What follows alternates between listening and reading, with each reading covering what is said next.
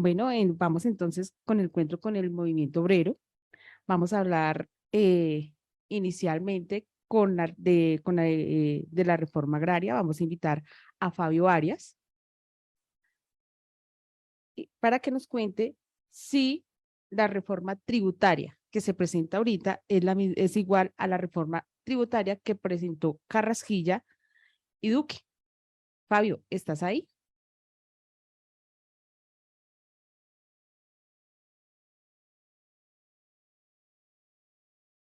No, bueno, creo que todavía no se ha podido comunicar. Entonces, bueno, don Héctor, buenos días. Buenos días. Me alegra tenerlo aquí en el programa, en Renovación Magisterial. Y pues es un placer eh, porque estamos celebrando los 40 años del movimiento pedagógico, ¿cierto? Este es el cuarto encuentro que tenemos. Y bueno, ahorita esperamos entonces que llegue Miguel Ángel Pardo. Mientras tanto, pues sí nos gustaría que nos fueras contextualizando. Tenemos entendido que eres exdirector de la ADE. Sí, muy buenos días a la audiencia y muchas gracias por la invitación al programa. Sí, evidentemente yo fui por algunos años Don Héctor, directivo. qué pena contigo. ¿Me puedes regalar un momentico? Sí. Es que ya llegó Fabio. No, no hay problema. Bueno, Fabio, buenas tardes, buenos días.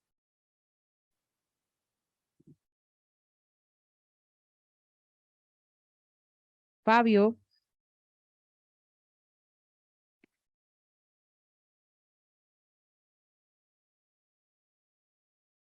tenemos como Buenos problemas. días.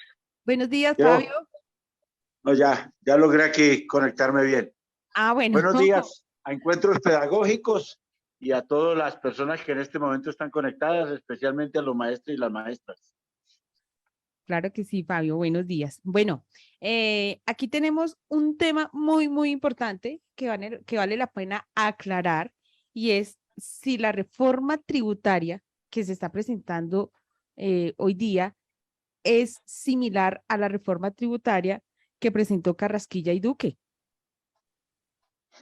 Bueno, sí, ese es un tema que es muy importante definirlo, porque de ahí depende si uno va a invitar a una movilización contra esa reforma o por el contrario invitaría a respaldarla. Cuando Carrasquilla y Duque presentaron su reforma tributaria, el Comité Nacional de Paro, la Central Unitaria de Trabajadores, no dudaron un minuto en invitar a la gente a movilizarse en contra de ella. Y eso lo hacíamos porque de los 30 billones que proponía Carrasquilla recoger con esa propuesta, 27 billones, es decir, el 90%, saldría de los bolsillos de la población, sin ninguna distinción. Es decir, pagaríamos el IVA al 19% por todos los productos de la canasta básica familiar. Y ahí estaba el gran recaudo que haría Carrasquilla con esos recursos. Y por eso dijimos, esta es una medida de expropiarle a la gente sus escasos recursos que tienen para sobrevivir. Y adicionalmente rebajaba, es decir, ampliaba la base tributaria de 3,5 millones de pesos de ingresos de los trabajadores a 2,5 millones. Es decir, ampliaba la base tributaria significativamente y con eso los trabajadores de 2,5 salarios mínimos ya empezarían a tributar en el régimen de impuestos a la renta de las personas naturales. Con eso recogía Carrasquilla 27 billones de pesos, es decir, el 90%. Es decir, eran impuestos a las rentas de trabajo, a muy bajas rentas de trabajo, y a los impuestos indirectos al consumo, que son absolutamente regresivos. Y dejaban, ahí sí como se dice, sin ninguna consideración por las exenciones y por los impuestos que deberían pagar el que más tiene, el que más paga. Esa fue la reforma de Carrasquilla. ¿Cuál es la que hoy está presentando el ministro de Hacienda Ocampo a nombre del gobierno del presidente Gustavo Petro? Pues una reforma tributaria por 25 billones de pesos, pero en el cual los temas de de los impuestos a las rentas de trabajo no se tocan en ningún momento, se mantienen tal como venían, es decir, no se reducen a 2,5 billones como lo pretendía Carrasquilla. Por tal motivo no se aumenta la base tributaria de los impuestos a las rentas de trabajo, nos mantenemos tal como estamos. Y a reglón seguido, ¿sí? No se toca para nada el IVA. Entonces, ¿qué es lo que se hace? Se hace es que se aumentan los impuestos a los dividendos, están en un 10%, y lo que se hace es que se homologan a los impuestos a las rentas de trabajo. Es decir, porque lo que teníamos era que los mega ricos pagaban menos impuestos que cualquier trabajador con ingresos superiores a 10 millones de pesos. Y ellos quedaban siempre en la tarifa de 10%, cuando los trabajadores podían ir hasta el 39%. Entonces les van a aplicar la misma proporcionalidad a ellos en términos exactamente de los impuestos a los dividendos, que son ingresos de los mega ricos, porque eso es lo que hacen. Y de otra parte se reducen las exenciones tributarias en cuantía a 5,1 billones. Es decir, son impuestos que ellos no pagaban por unas exenciones, en esta oportunidad se las quitan y por tal motivo tienen que tributar. Y adicionalmente, pues está en el tema de los impuestos a las exportaciones de carbón y de petróleo, ¿sí? En general, los impuestos, por ejemplo, del carbón, ¿sí? Son impuestos que se le adjudicarían a las grandes transnacionales. Y en el tema del petróleo, pues unas son transnacionales y otras son nacionales de Ecopetrol.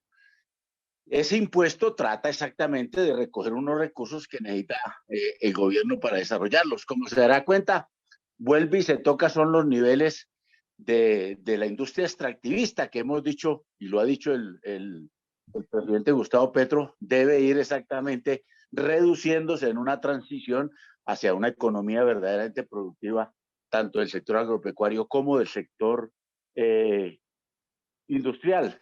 Se le pone impuestos a las bebidas azucaradas y a los alimentos ultraprocesados. Esto tiene que ver un problema con la salud, fundamentalmente.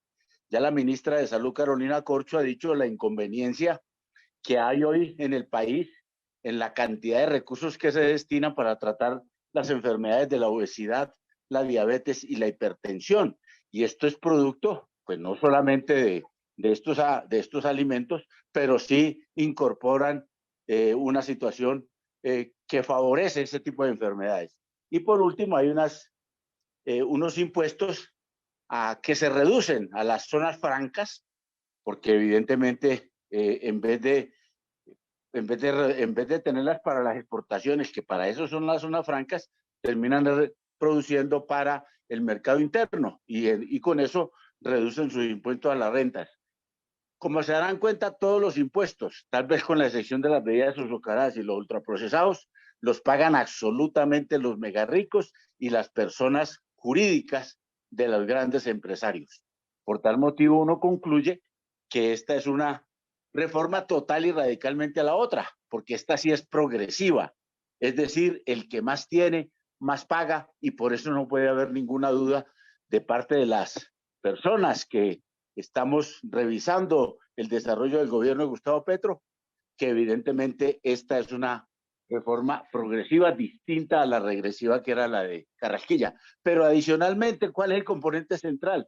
De que esta es unos recursos para la inversión social, para combatir el hambre, la pobreza y el desempleo, que fueron los compromisos que adquirió Gustavo Petro en la campaña electoral y que pretende obviamente desarrollarlos con estos recursos que va a recoger, repito, de los que más tienen, ¿sí? Sí. De tal manera que los invitamos a que no se dejen confundir en este punto. Los empresarios se han negado a la reforma, lo cual ya le dice a uno de que evidentemente están muy molestos porque por primera vez les va a tocar pagar impuestos. Sí, Fabio, sí.